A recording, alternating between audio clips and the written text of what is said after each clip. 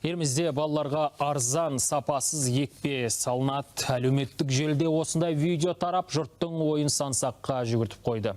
Ақпараттың ақ-қарасын анықтау үшін әріптесім вакциналар қайдан жеткізіп, қалай сақталатынын біліп, жауапты министрліктен анық-қанығын сұрап қайтқан еді. Сюжеттен көріңіз.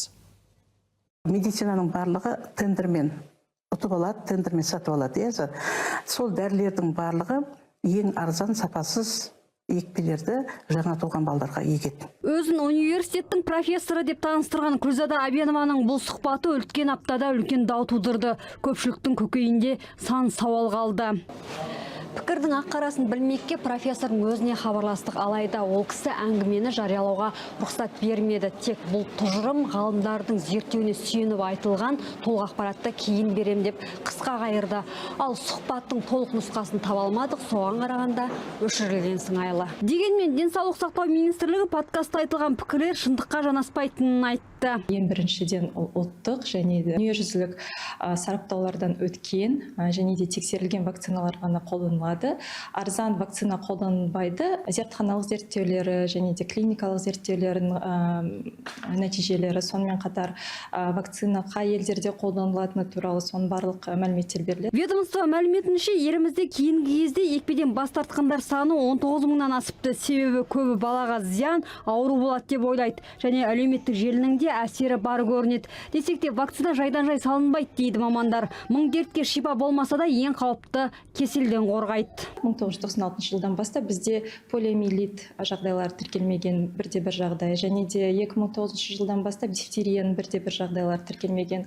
Ол аурулардың өзі бізде көптеген ауыр жағдайларға және де өлім жағдайларына да алып келетін аурулардың бірі. Мысалға, эпидемиялық паротиттің жағдайлары 100 есеге төмендеген. Бұрын мысалы 30 жыл бұрын біз 12 мың жағдай тіркелсек, қазіргі былтырғы жылдың көрсеткіштеріне сәйкес 100-ден астам ғана жағдайлар тіркеліп тұр. Осы орайда біз вакциналар қалай жеткізілетінін, қайда сақталатынын және оны кімдер тексеретінін білу мақсатында дәрі-дәрмек қоймасына келдік. Қазір ішке кіріп көреміз. Бізді күтіп алған мамандар алдымен техника қауіпсіздігін түсіндірді. Содан кейін ғана ішке ендік. Қойма қызметкерлерінің сөзінше, мұнда 3 мыңға жуық дәрі-дәрмек түрі бар. Әрқайсына арнайы орын белгіленген. Екпелерде өзінше бөлек тұрады. Біз міне қазір қойманың ішіндегі вакцина сақталатын тоңазытқышқа кірмекпіз. Сол үшін осындай жылы күрте берді. Бірақ біз бас сұққан тоңазытқыш бос болып шықты. Өйткені екпелердің сақтау мерзімі шектеулі болғандықтан жылына тек 2 рет, наурыз және тамыз айында жеткізіледі екен. Қоймаға келген соң бар жоғы бір ай ішінде бүкіл медициналық мекемеге таратылып бітуге тиіс. Сол аралықта да оны сақтау талаптары қатаң қадағаланады. Рефрижератормен арнайы келеді, температуралық холодовой цепь дейді, солардың сақталуы бойынша. Әр рефрижератор келген кезде ең бірінші очередь жаңағы пломбасын қараймыз, содан кейін температурный режим распечаткасын аламыз.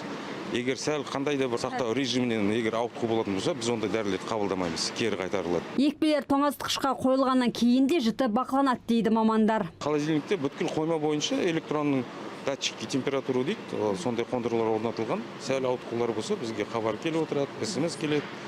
Арнайы күнделікті, күніне 2 мезгіл еще қолмен де қарап, көзбен де болып отырмыз. Жалпы елімізде вакциналар ақш, Франция, Канада, Бельгия, Ирландия, Болгария, Ресей және Үндістаннан келеді. Мысалы, былтыр аталған елдерден 20 түрлі вакцина сатып алынған, бірақ қанша қаражат жұмсалғаны әзірге белгісіз. Маржан Нүсіпбек, Мейірбек Абдрахман, Еуразия бірінші арнасы.